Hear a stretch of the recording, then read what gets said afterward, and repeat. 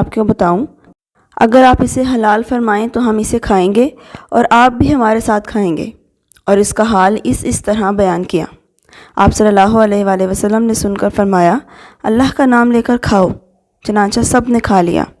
ابھی وہ اپنی جگہ دسترخوان پر ہی بیٹھے تھے کہ ایک لڑکا اللہ اور اسلام کا واسطہ دے کر اپنا گم شدہ دینار ڈھونڈتا پھر رہا تھا، تو رسول اللہ صلی اللہ علیہ وآلہ وسلم نے حکم دیا اور اسے بلا لیا گیا۔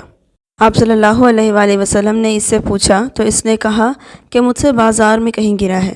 تو نبی کریم صلی اللہ علیہ وآلہ وسلم نے فرمایا، اے علی، اس قصاب کے پاس جاؤ اور اسے کہو کہ اللہ کے رسول صلی اللہ علیہ وآلہ وسلم فرماتے ہیں کہ وہ دینار میرے ہاں بھیج دو اور تمہارا درہم میرے ذمے ہے۔ چنانچہ اس نے دینار بھیج دیا۔ پھر رسول اللہ صلی اللہ علیہ وآلہ وسلم نے اسے غلام کے حوالے کر دیا۔ سنن ابو داؤد، حدیث نمبر 1716۔